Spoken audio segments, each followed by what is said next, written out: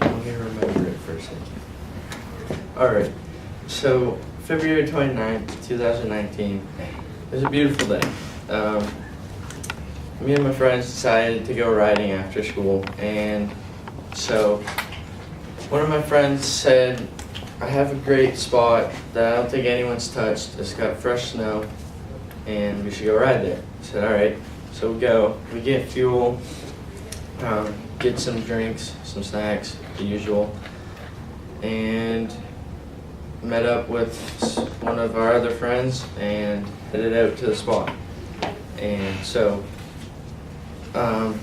we get to the spot, we're riding around.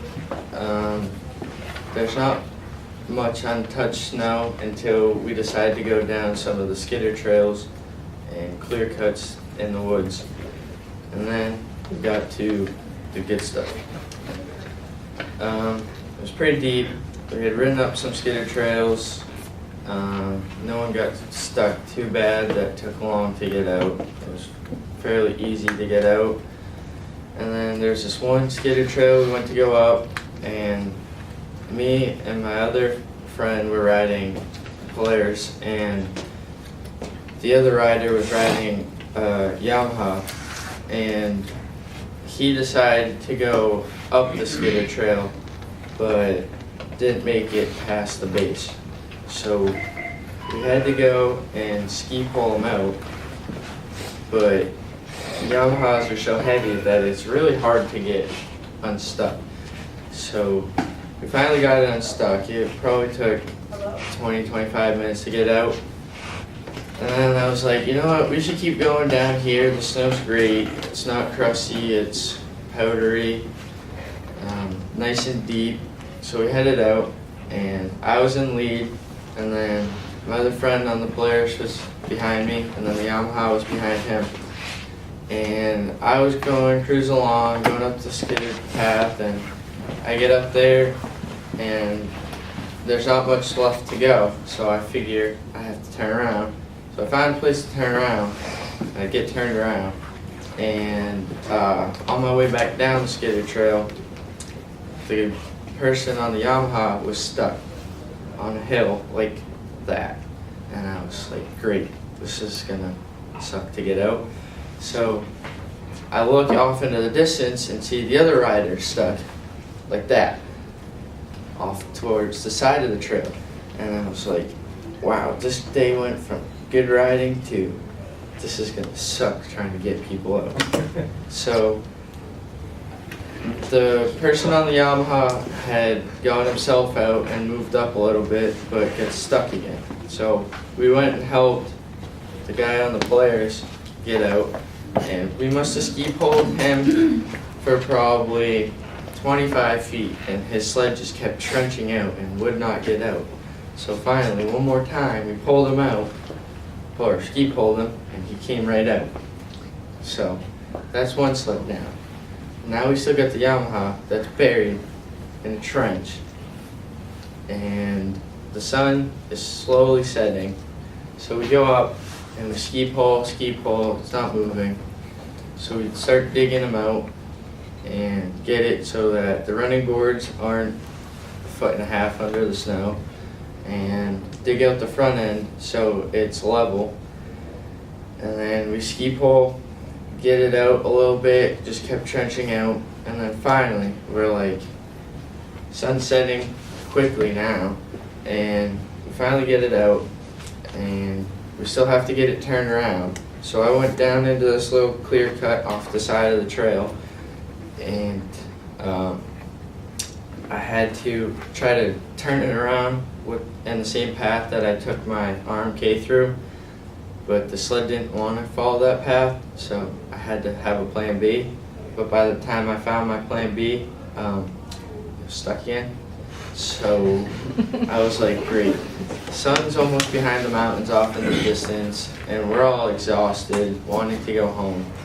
So we have to I found my plan B, but I was like, all right, we just need to ski pull it like once more, I think I can get it out. So we go 1, 2, 3, ski pull it, comes up, I'm going, but I'm trying to get the sled onto its left side so that I can get out, but it starts going downhill towards trees, and that's not good because I could roll it and then we'd be stuck there for longer. So I get onto the left side running board and I like put all my weight and pull it to get it onto its side, and then it's stuck again. So we're like, we've been here trying to get the sled unstuck for probably a good half hour or so by now. And the sun's behind the mountains in the distance, but it's still light out so we can see. And I say, guys, one more ski pull. I said, I think I got it. So we ski pull, and I'm just sitting there wheeling and going out to the trail. I got out to the trail and we're like, just a big sigh of relief. And then I hadn't had my phone on me because it got wet, so I put it in my backpack, and I went and I checked it just to see if I had any texts, and my parents were all worried. Where are you guys? Are you guys okay? And I was like, yep, just got a sled unstuck, but headed back now. And then later on in that week, I figure out that some other parents were worried and almost called search and rescue on us, but there were 3 of us, so we were all set.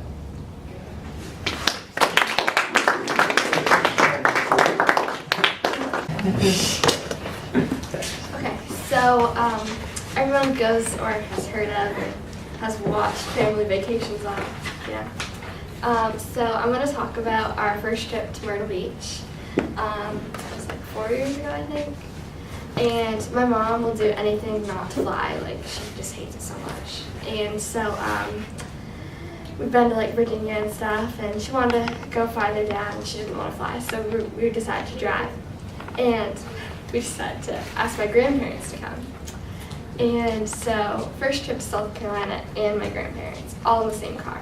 We've been on vacation with them before, but we haven't driven in the same car, so it's going to be pretty crazy. So my grandma's a teacher, so we had to wait until she was out of school because she couldn't take any days off. So we drove to Augusta and we got them in the car and stuff, and our car was like packed. We had the roof rack like really packed and stuff.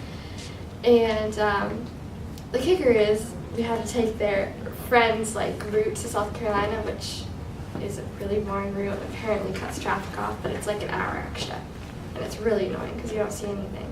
And you don't get to get like stuck in the Bronx or anything. And, oh, that's really scary, but it's really cool. Yeah. So we got in the car. It was like 4 o'clock, so I knew it was gonna be a long night. And we started driving and stuff, and we made it to Scranton, Pennsylvania.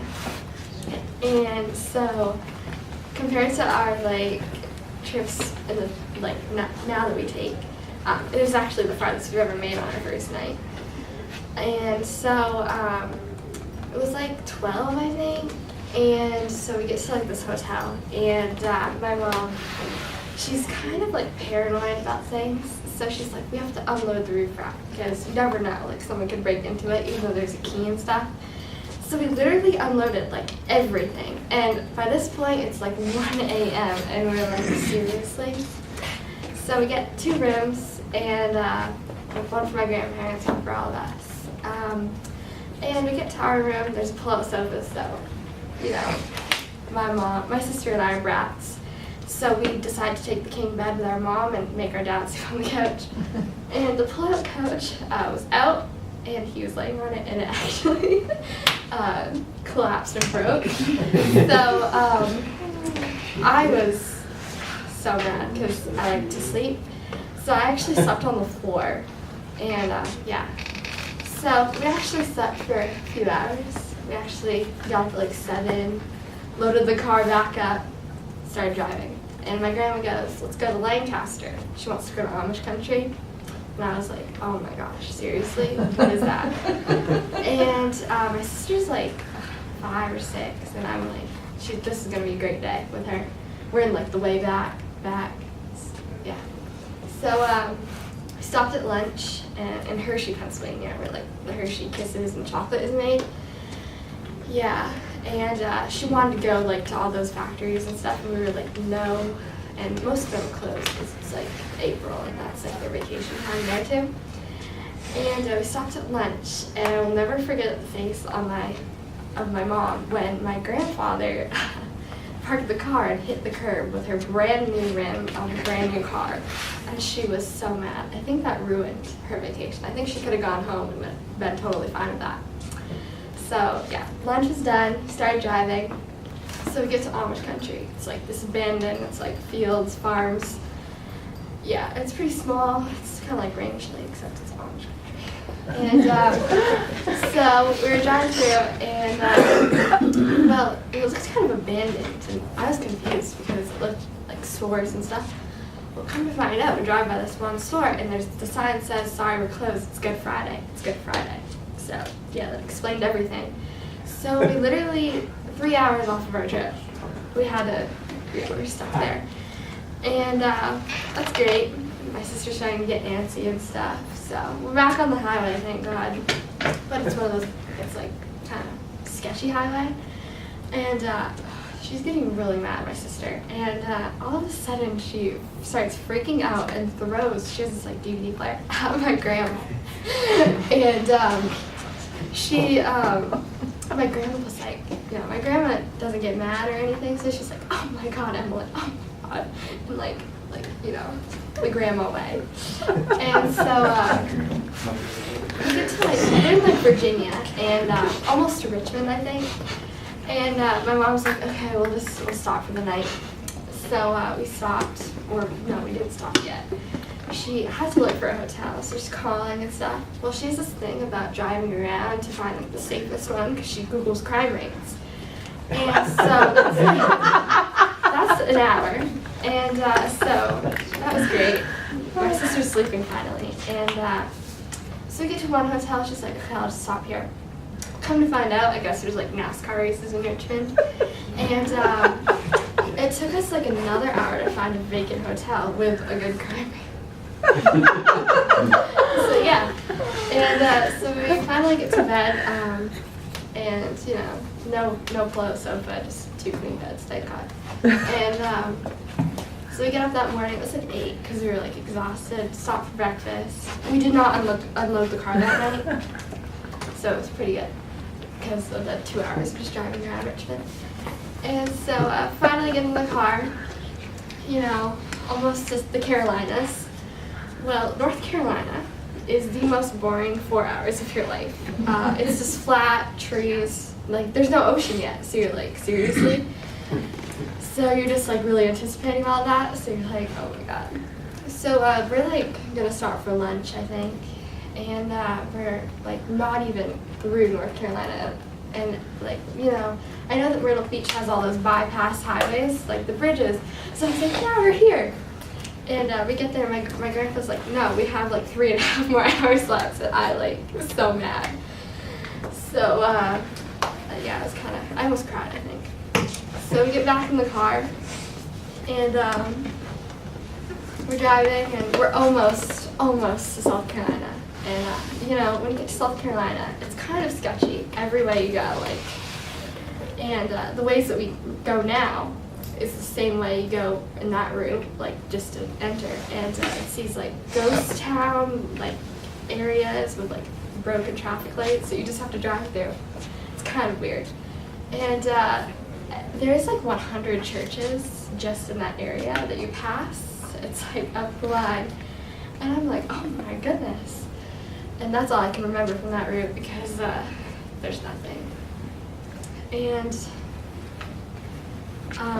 so we get to South Carolina and we're driving down I think it's Ocean Boulevard or something. Get to our resort, and my mom goes and checks us in. We're all waiting outside for her to come back with the room keys and everything. Well, come to find out, this resort's kind of big, and there's this lobby, the giant lobby. There's stores in it. She's shopping. So we're stuck outside waiting, and I was like, this is great. I don't know where my mom is. Well, she comes out with the room keys, unloads the car, and well, we ended up going in the wrong tower because there's towers. So you go through the lobby, there's an elevator, or you have to go down the stairs in an elevator. Well, we went through the lobby thinking that, oh yeah, we're on the 14th floor on this one. Now we're on the 14th floor of the other one. And thank God we made it. And yeah, memories, right?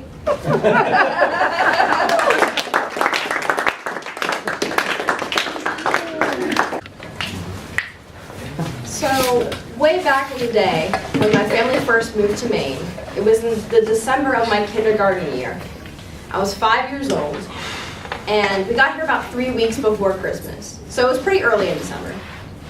And I'd been in with my new kindergarten class for maybe a week and a half before the week before vacation week, because we always got a Christmas vacation. And the week before Christmas vacation, the elementary school that I went to in Rolsey had a festivity each and every day. Like, you have to keep elementary schoolers occupied somehow. So like some days of the week there would be gingerbread house making, ornament making, wreath making, the whole shebang.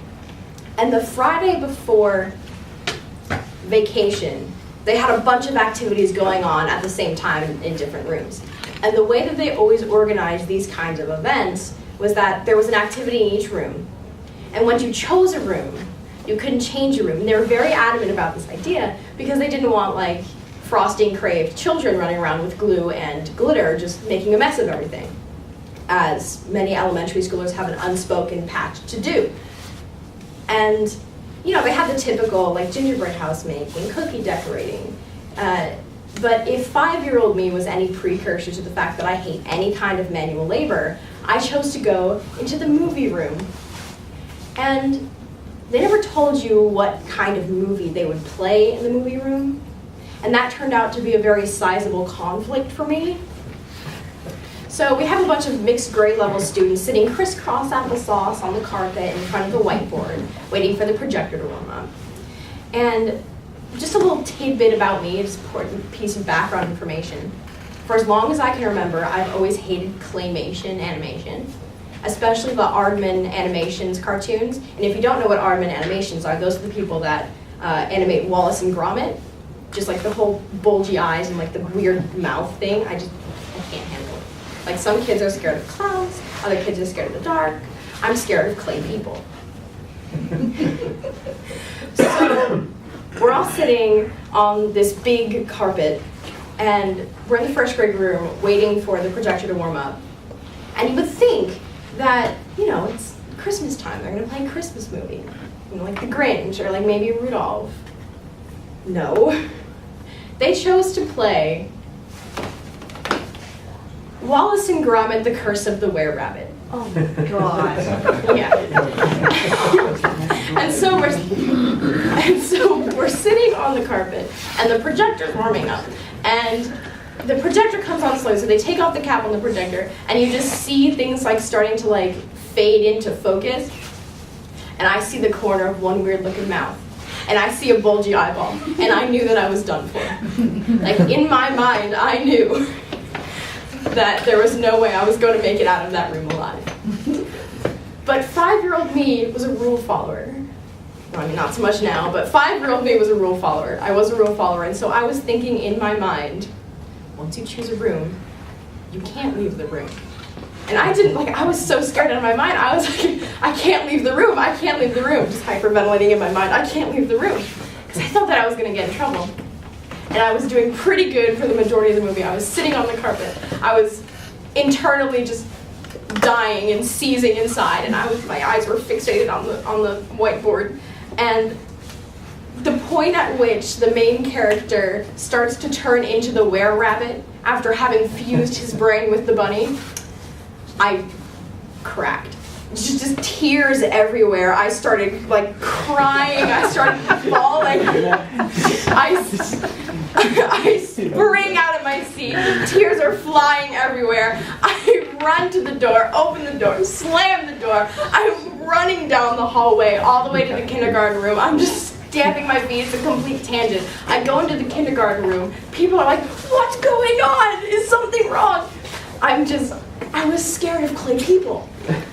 And so they had to quarantine me in the corner, like near the back door of the kindergarten room where they keep all the bricks and like all the play blocks, because they didn't know that I was just scared of a movie, so they thought, like, we have to keep her away from all the students because she's gonna hurt somebody, because they just thought I was having like this tantrum. And I was sitting there, and Miss Law Liberty was holding my hand and giving me Hershey's Kisses all the way until I calmed down. And if there is one thing I want you to take away from this story, it's that Christmas movies should be played at Christmas time. And sometimes you need to break the rules for the sake of sanity.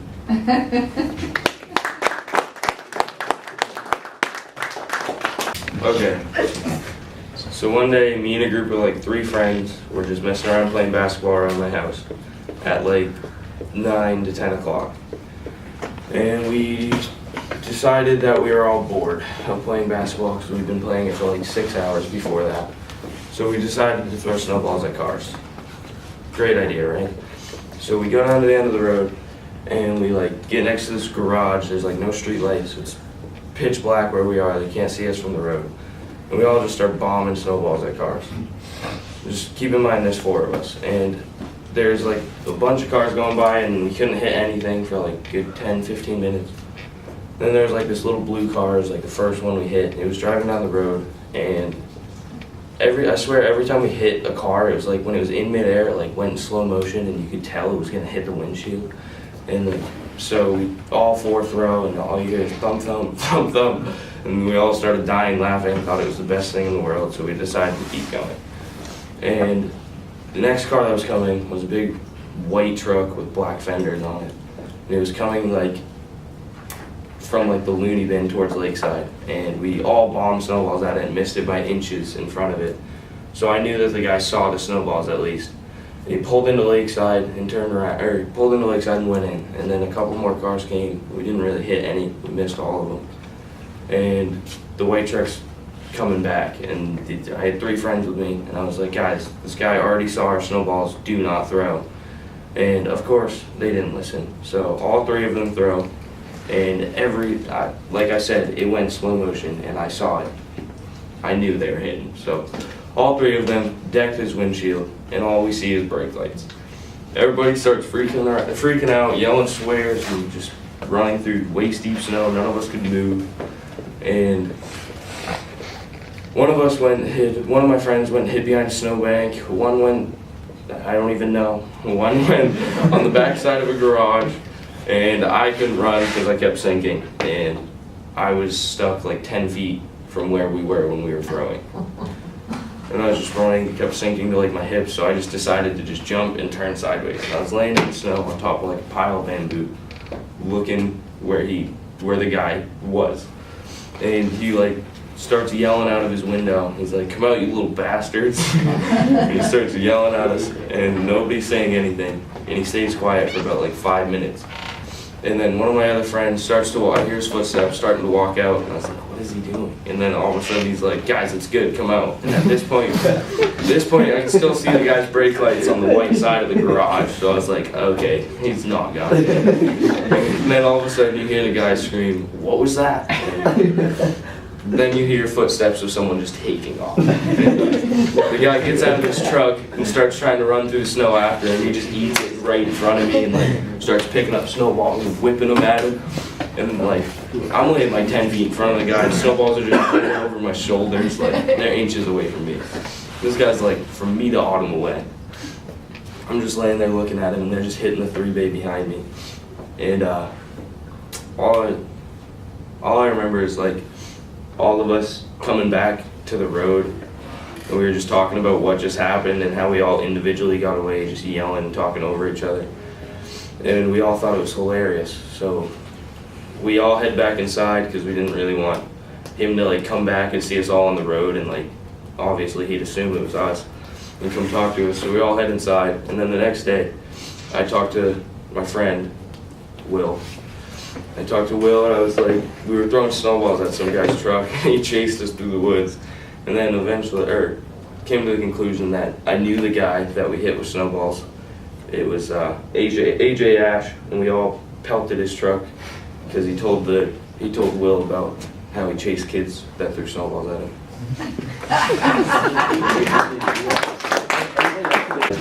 Then we're gonna have a break after Connor. So my story is kind of similar to Kenny's. Me and my friend threw a snowball at some snowmobilers, and here's how it happened. So we wake up at like 11 o'clock. We had ice fishing. We went ice fishing the day before, so we're all kind of tired. We slept in, whatever. We wake up. His mom's cleaning the house with earbuds in. She's just like sweeping the floor and stuff like that. And this was 2 years ago, so we were both on the ski team at the time. And so we had the day off because Hawk was sick or something. And so we didn't know what to do, so we put on our snow gear, went outside, and we're like, okay, what do you want to do? His mom barely even noticed we went outside.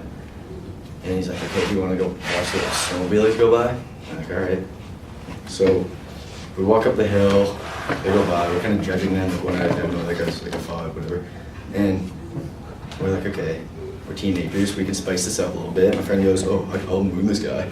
So there's 2 snowmobilers coming by, and my friend turns around and says, watch this, I'm gonna get this last guy. Pulls down his pants. I have a video of it too, if you guys don't believe me. I have a video of it. The guy looks up and sees it, sees the whole thing.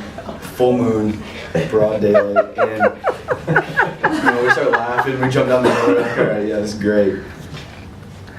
Spiced it up some more. He's like, okay, let's throw snowballs at one of them. 6 people, 6 snowmobilers, not on like mountain sleds, 800s or anything, like 550. They're probably going 40 miles an hour. A nice fluffy snowball, probably not gonna do much damage, so we thought. So we wait, here they come, blah, blah, blah. He's like, all right, I'm gonna get the last guy again. The 3rd guy that goes by looks up and sees us, and sees Wyatt like this with a snowball. And the last guy comes, throws the snowball, and at that moment, everyone has had this moment, like in the moment when you think, oh, this is a bad idea. This could hit the guy in the helmet, not like making it so he can't see and go off the trail and perhaps crash or something. This is not good.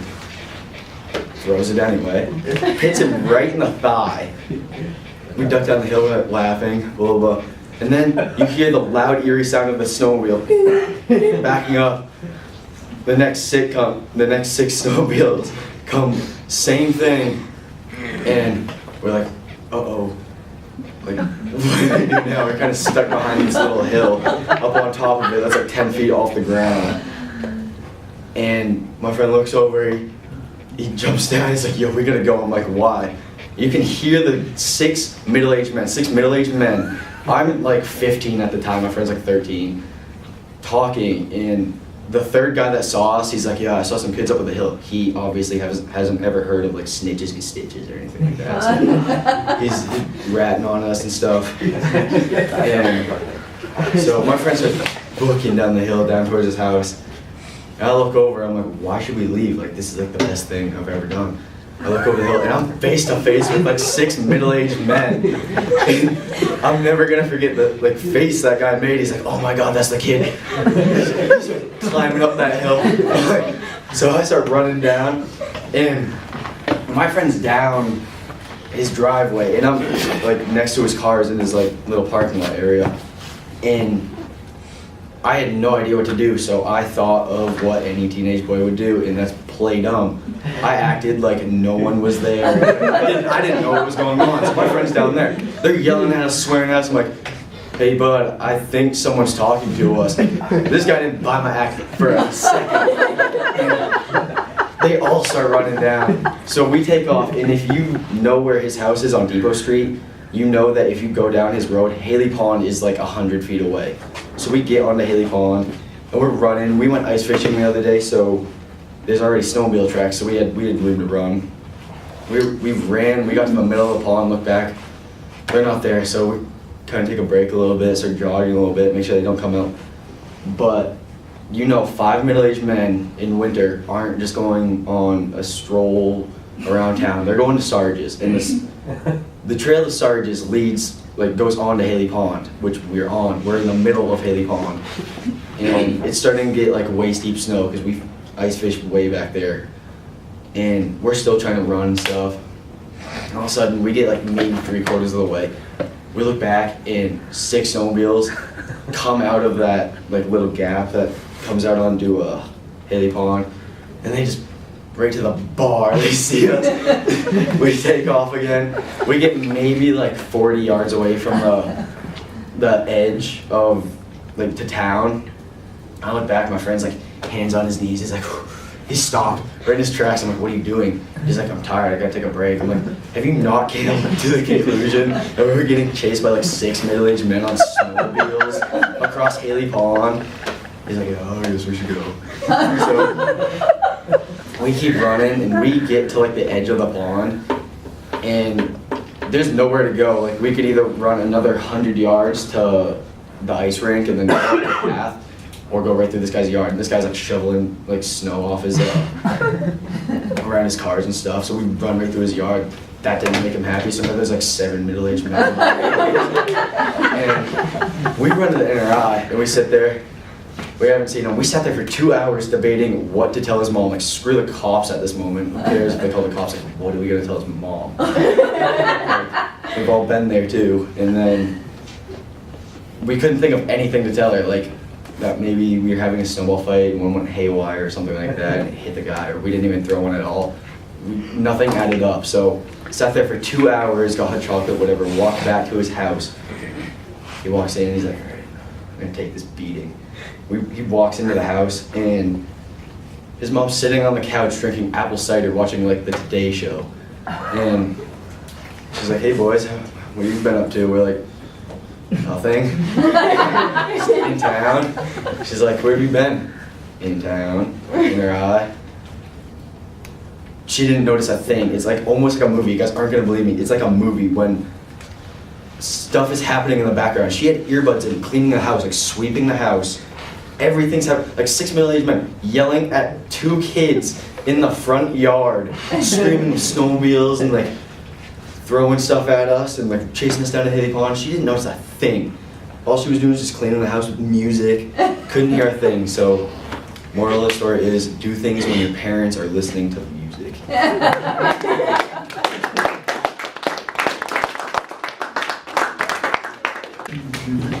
Alright. So my story takes place in Florida because and this was during December vacation, and we're in Florida, me, my sister, and her boyfriend, and we got tickets on Christmas. Well, we were supposed to get them for Christmas, but it was a Christmas present from our parents. We went to a hockey game, the Canadiens versus the Panthers in Florida, and I was excited, and so we go that day. We decided, hey, how about we make this a good day? We go shopping, and then we can get ready for the game. So I was like, yeah. And I was like, all right, where are the sneaker stores at? Because I'm a big sneaker fan. And at first, we're looking up like Foot Locker, Flight Club, and just those stores. And so next to Foot Locker, there's a store, and I don't remember. I think it was called literally just PE.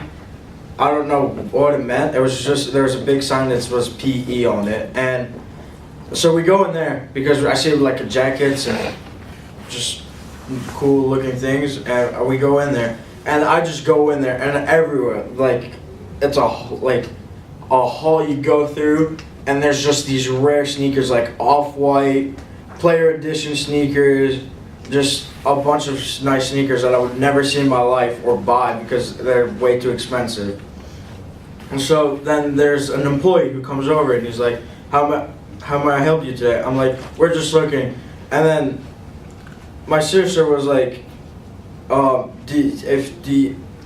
I was looking for a pair of Jordans, and I saw this Jordans gray and red, and they had a little black on them, and they were super nice. So I asked, can I have those in the size 11? And they gave them to me. So I tried them on, and like I didn't really like the fit, so I was like, eh. But then I was like, what am I doing? I'm wearing Jordan 3s when I could literally try out Off-Whites, just Player Edition sneakers that I would never wear in my life. So I just asked the employee, can you bring me these shoes? Can you bring me these? And then by the end of the point, I was like, I had 5 pairs of like Off-Whites next to me, and I had these Air Force Ones, like Kenny's, but they were orange, and then literally 5 seconds after my sister takes out her phone and then puts it away, the employer's like, are you gonna buy these shoes? And then to my eyes, I look at my sister, I'm like, and then the employer's like, are you gonna buy these shoes? I'm like, no, I don't have the money for them. And then he was like, all right, you have 30 minutes to find the money for these.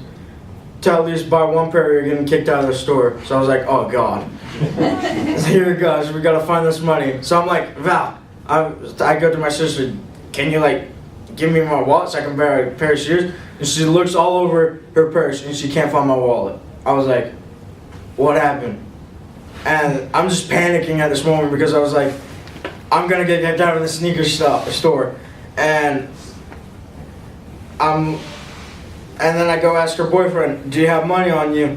And he's like, no. So I was like, I go to the employee, I don't have money. And the employee was like, just wait 1 minute. And he comes out with a manager, and the manager of the store was like, all right, I know you're young, and you're like really excited to see all these off-white sneakers and stuff. So you can come back because you're not kicked out because I know how excited you are. And I'm like, oh my God. I was in relief because I was like, man, if I go there next year, I might not be able to go in there. So, but after that, it was just, I turned out didn't buy anything, but I had tried on like a bunch of rare shoes, which I was happy. And then we got to the restaurant, we had good food, and then here comes game time. Literally 30 seconds into the hockey game, the Canadians scored 1 goal, and it was unbelievable. The guy, it was 2 against 1. The guy passes it, and the guy's open. He literally puts the stick in between his legs and shoots it and top net. I was like, wow, what did I just see? And honestly, there was more Canadians fan from Canada than I've seen Panthers fan in Florida. I was unbelievable. And then, but all around, it was a great time. The Canadians won 5-2, and then we had the next day we went to Miami to go see the Raptors, which was pretty intense game against the Heat, but the whole game was intense. It was tight. I just see Dwayne Wade going to the hoop. He dunks it. The crowd was unbelievable, and there's literally 9 seconds left. We put the ball in bounds. Kyle Lowry dribbles the ball up, passes it to Danny Green, who Danny Green pump fakes, sidesteps, shoots, wide open. It's good. And I remember there's a fan at the beginning of the game because the Raptors were down by 10, and literally when the coach called timeout, the fan was like this because that's what it's a technical or a timeout, and the 2 fans were going like this. And then when Danny Green hit the shot, Greg Monroe on the bench was looking at the fan, and he was going like that. So I thought that was pretty funny. But yeah, Danny Green came up clutch, and yeah, it was a good all-time vacation.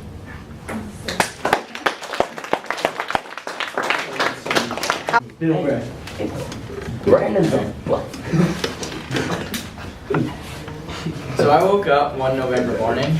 This November morning wasn't like any other November morning though. This was November 7th, 2017. I woke up and I usually go hunting on my birthday. So I got up and got my camo on, got everything on, and I walked out to the living room. My dad was stomping around the house and he was deciding where we should go today. I talked with him and we figured out where we were going to go. It was right up behind the house because you can do that in Rangeley. And we decided to go up behind the house and I was going to sit for the day. I sat till maybe 11, 12 o'clock and we decided to get lunch. Got lunch, rode around in the truck, and we came back and it was, at this point it's probably 2:30, almost 3 o'clock, and it's getting dark. It gets dark around maybe 5 o'clock, 5:30, and illegal shooting is coming to an end. So I decided, or my dad decided that I should go sit someplace where he saw a buck earlier that day. So I went up there and I sat for the remainder of the day, and I sat and sat for quite a bit, and it was at this point it's probably 4 o'clock, and I see a little doe coming out from the left-hand side of this clear cut I'm looking up in, and she's just trudging along, and I let her pass through. I think to myself, I'm like, there's no point to take this deer. There's no point. It's November 7th. It's still got a lot of the season left. And I let her go through, and I'm like, well, damn.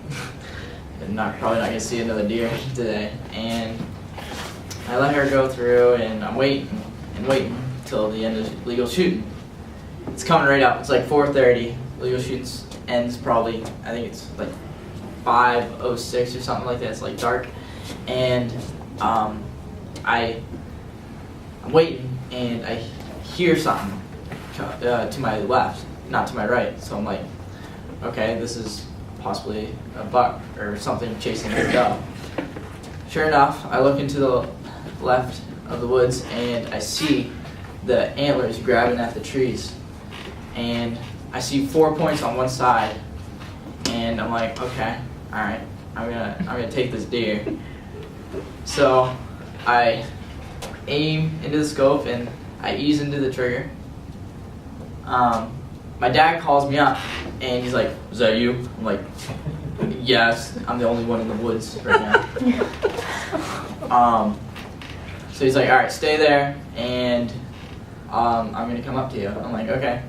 Wait like 30 minutes. This point, it's the end of legal shooting and it's pitch black out. My dad's like, comes up to me, he's like, "You shoot it?" I was like, "You told me not to move." So.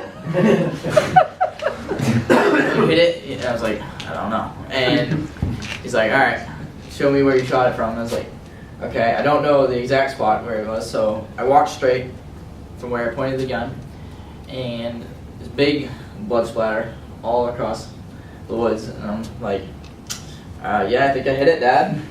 "Yep." He's like, "Yeah, you did." No more than 10, 15 feet, the thing's laying on the ground, dead. And I walk up to it and I lift its head up, and it's sure enough, it's a solid 8-pointer that I shot on my birthday. I thank the deer and congratulate myself, and it was an overall good day.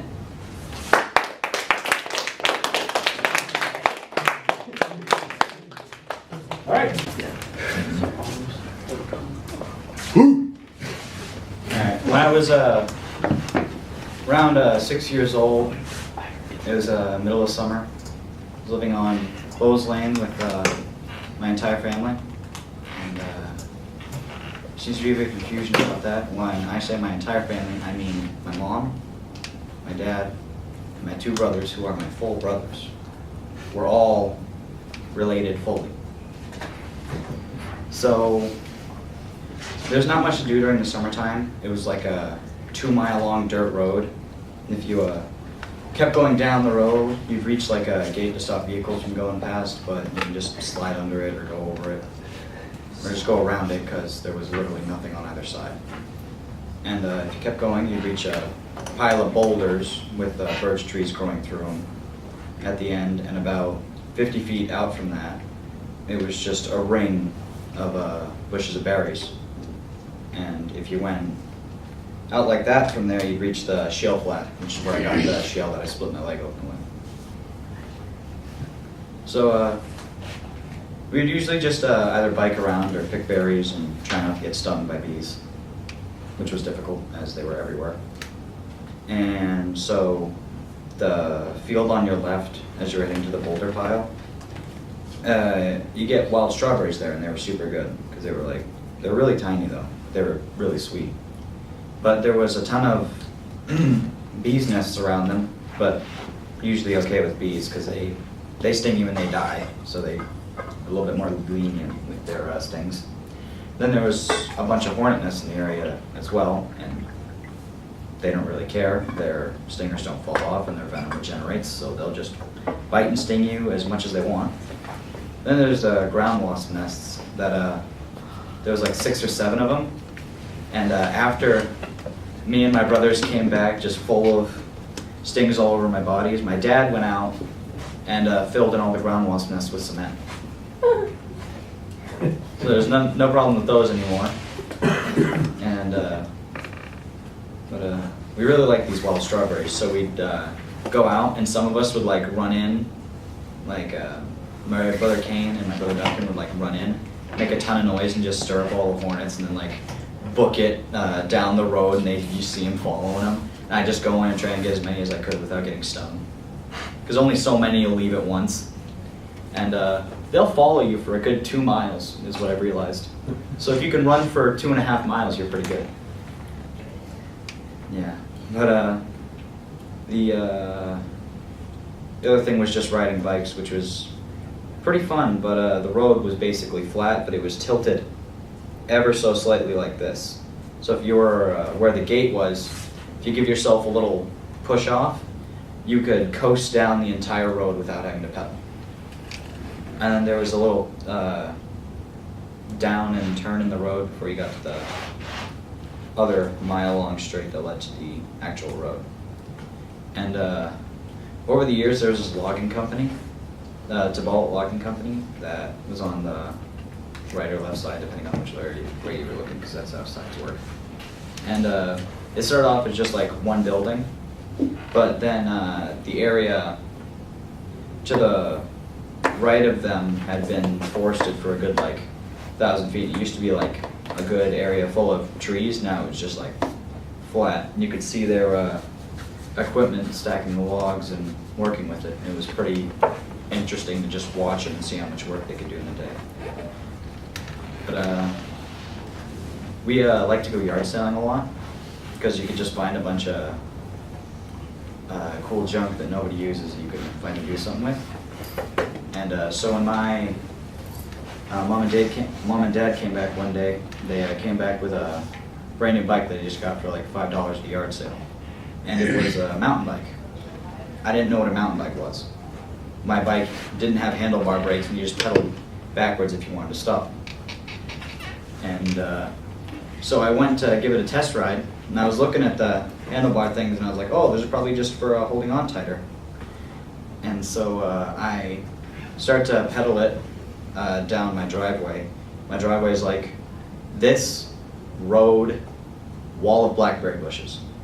And it's like 50 feet long, 10 feet tall, and like at least this thick through.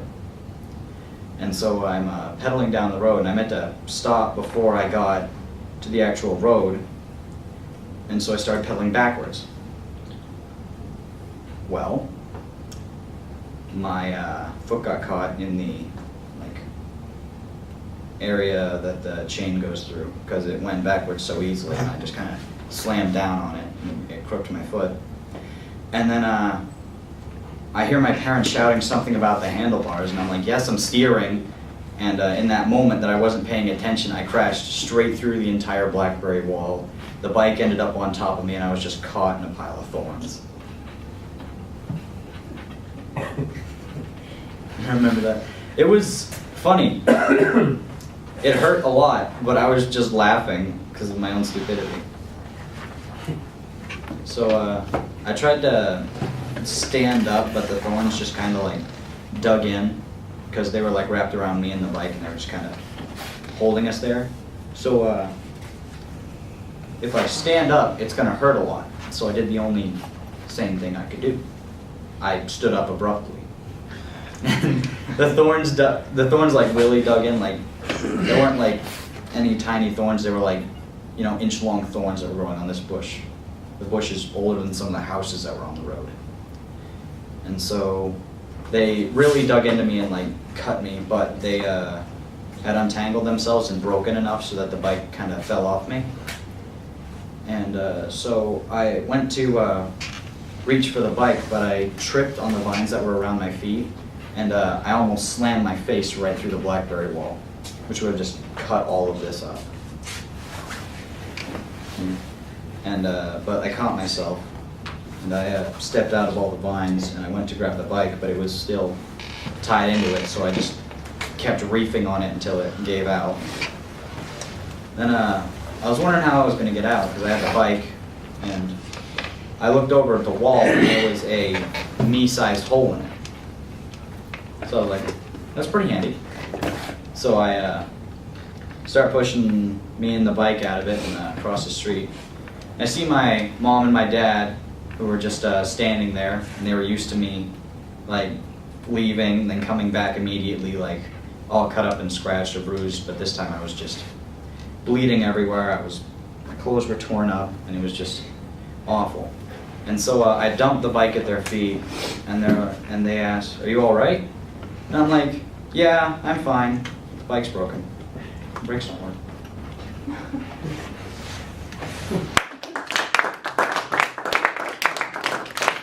So I worked at a restaurant/pub known as the Northern Exposure. Right across the street's LL Cody's Toys for Big Boys and Girls.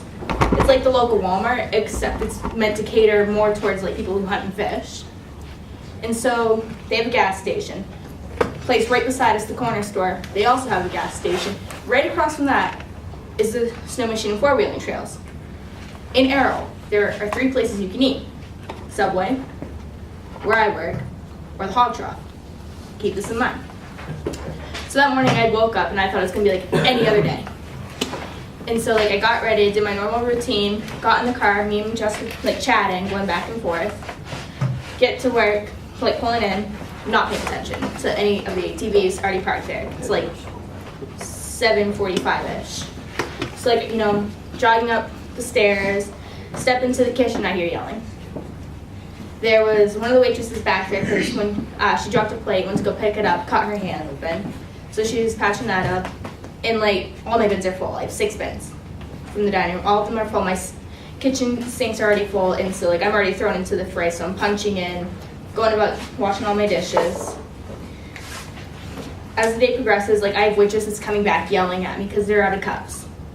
And they're out of silverware, and I need to run these through. And I'm like, I don't have any of these. They're all out on the dining room. I can't go bust because I have like all these other things to run through. You guys need to like do your job so I can do mine.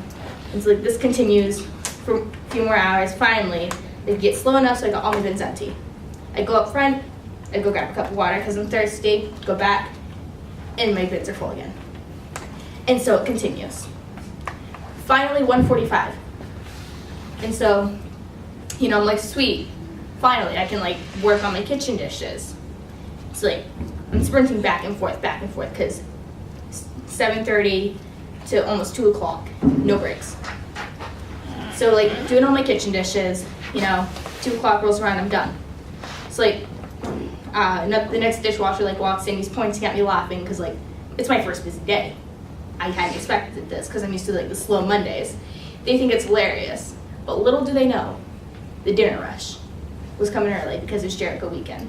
And that's a huge ATV festival. So we're right off the trails. People are coming from Colberg, West Stewartstown, Pittsburgh area, and they're like rushing to Berlin for this. And so like I'm secretly laughing because I know what's going to happen because they were just like, it's going to be slow, it's dinner. No, it's people heading back now. So like, I walk out of there, I'm pretty much crawling, actually, not walking, because I'm tired, I'm exhausted. And I'm just thinking to myself, you poor, poor thing, you don't realize that you're next, that this is going to be you, because the pub's open now. Moral of the story, you don't feel bad for your coworkers if they laugh at you.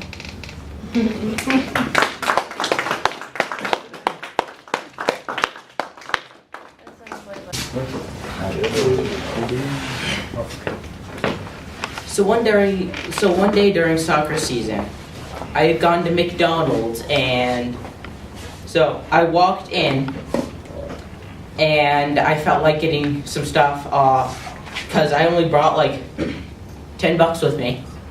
So I decided to order from the $1, $2, $3 menu. And so I got all my food and stuff. Then after that game, we had another game where I also went to McDonald's. But it was at a rest stop on the highway on the way to our game at Pine Tree Academy. So I walked in with some of my other teammates who decided that they also wanted to get food here. And I go over to McDonald's, and I look at the menu, and I can't find anything that I had ordered before. So I asked the person working at the counter what happened to the menu, and he said that they didn't have a $1, $2, $3 menu, but they had like a $3, $4, $5 menu. And so I don't see the stuff that I had ordered before, so I figured I'll just order something different this time. So I order all my food, and on the way out, I was talking to my teammate, and I was saying how I was wondering why there was no $1, $2, $3 menu there. And he was like, the $1, $2, $3 menu is only at McDonald's. And I'm like, was that not McDonald's? And so this was while we were walking out back to the bus that was out in the parking lot. And I look at my bag. Sure enough, it says Burger King. And he said, did you not notice that the guy that you were talking to literally had a Burger King uniform on with a hat that literally said Burger King on it? It's like, no. And so this is pretty common if you have ever met me. And it happens more than I like to say, but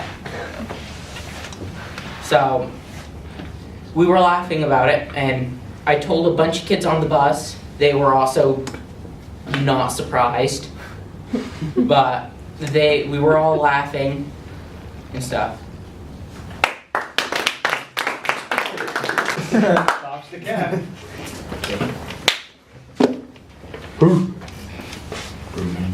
Is it too late to go to the bathroom? What's that? Is it too late to go to the bathroom? No, go right ahead. I'm standing right there. Right here. So my story is about probably the worst time I've ever had on a snowmobile. And it was last year, pretty early in winter. We didn't have a bunch of snow, but we were getting snow. We were getting it. So me and my friend decided to go ride in a field that he knew, and it's Connor. And so we went to school, and we sat through school all day long. We went through all the boring classes, like humanities. But when the final bell rung, it was time to ride. So we went down to the gas station, got gas, food, drinks, and then we started our way to the field. But when we got there was hardly any snow, and it wasn't a very big field. But if you know anything about snowmobiles, you know that they need snow so they don't overheat, and if they overheat, they stop working. And another thing they need to not overheat is coolant, which keeps that cool, keeps it from overheating. So I didn't have any of that, and I also didn't have any oil. And the reason I didn't have any coolant was 1, I'm stupid. 2, I just didn't look because I'm stupid. And the reason I didn't have any oil was because 1, I'm stupid, and 2, it's $55 a gallon. So it wasn't worth it.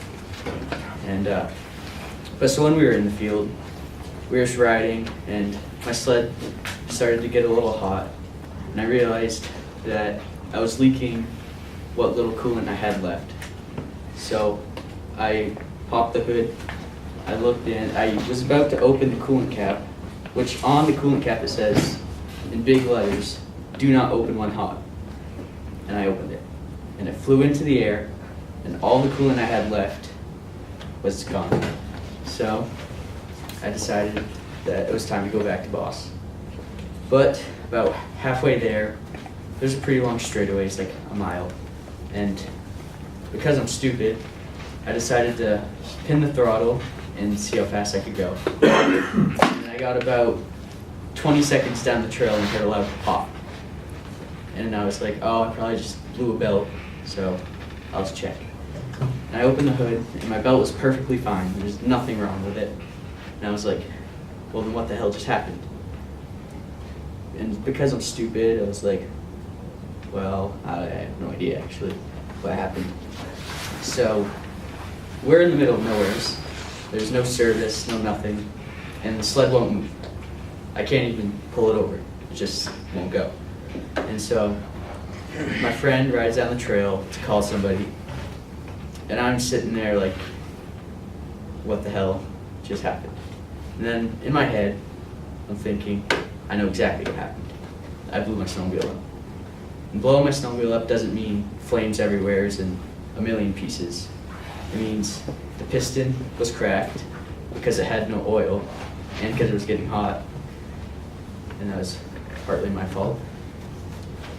And it probably wouldn't run for the rest of the winter. So we got Big Luke, the one that works at Boss, to come tow it back. The next day it was fixed, because my dad fixed it, and I rode it for the rest of the season. Until this year, I blew up the gearbox. So now it's sitting out in front of Boss after we fix that, and I have a brand new snowmobile. Memorial. What a crowd. Okay, so it was in late month of July. Me, my friend Camden, and my boyfriend decided to do a camp. Go away for a campsite and get away from parents, get away from things, and just have fun. And we planned this out like perfectly. We're like, this date, are you free? Are you free? Are you free? Yes, okay. So I go to the campsite. I find a campsite I want. It has the name, and then I search up the number, and I'm calling a lady. And I'm like, hello ma'am, can I get this, can't think of the name right now, but campsite right next to the river? And she's like, okay. She's like, okay, let me check the availability. So she types it in, and I'm like, just make sure it's the one where you only can access it by river. No road, no anything, just river. She's like, yeah. So she plugs me in, I get it. The day comes, we go to the Cupsoptic Camps. I go to the lady, I'm like, can I get my receipt for the campsite? And she tells me, oh yeah, the one down the road 2 miles to the left, instead of the river that's right there. So we go to check it out because, okay, I can't get my campsite because the dude's in it and he's going to be in there for 2 months, I was told. So we go down, we go to the left, and the campsite I was given was in the middle of nowhere. There was an outhouse, a picnic table, and a road, that's it. Like, in nowhere, no signal, mosquitoes everywhere, was just awful. So I go back, trying not to be mad, and the girl at the counter this time is not the girl I was talking to on the phone, it's her mother. And her mother's like, okay, there's a problem with the computer, and the names got switched. But we can put you over in Moose-Laguntic with a nice camp. So then me and my friends, we go to Moose-Laguntic. My dad helps me out. Me and Camden, Seth is not here right now because he had to fix something. He's coming later.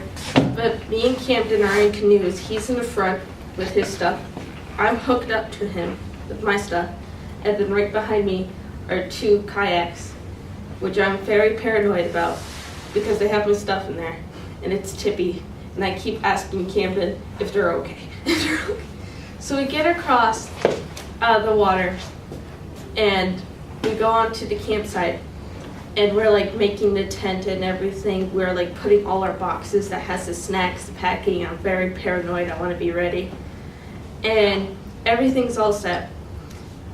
And then the funny part is my friend is a firefighter. Well, he loves making fire. And he just kept burning wood. over and over and over. But anyway, Seth comes over, and we had a meal plan. We were going to do cheeseburgers for dinner with chips. Like, I was set, I had my meat, I had the seasoning, I had the chips ready, I had my frying pan with my fireproof gloves, and I was going to make the cheeseburgers. Now, Camden had like a metal grid that goes over the fire, and usually if you go camping a lot, the metal grid just goes on top of the rocks surrounding the fire, and it's all stable and it's just easy. Well, this one had to have 3 like metal stands around it, and the metal grid was swinging in the middle. I didn't really like it, but what are you gonna do? So I put the fire pan right on top with my fireproof gloves, sitting on a cooler beside it because I can't stand for that long. And I'm cooking it, and I'm like flipping the burger, I'm letting it cook here and there. All 3 are on it, it's a big old pan. And then my hand starts burning, and I'm like, I'll just switch hands, whatever. So I'm just cooking it, talking to Seth, talking to Camden, blah, blah, blah. My hand starts burning. So then I take my other hand and hold it near the edge of the handle, like as far away from the pan. I hold it. Then my hand really starts hurting. So then I'm freaking out, and I'm like, Camden, take the pan. And he's like, what do I do? I'm like, I don't know, you're a firefighter, take the pan. So I'm like shaking a glove off my hand, with my left hand. I'm like, take this glove, put it on, and take the pan. So he's like, okay, nice and slowly takes the glove off, and I'm like freaking out, and he's like slowly taking off and putting it on. And then I'm with my right hand still holding it, like, here, like, take it. And then he grabs it, and I don't know what he did. I let it go, because he said he had it. And in slow motion, in front of my eyes, the pan went. And it wasn't just a dust off the ash in the burgers. It was the ash just piled over the burgers. So it was just ash. And it took me a long time. It took me a few 5 breaths not to flip my crap. But I did.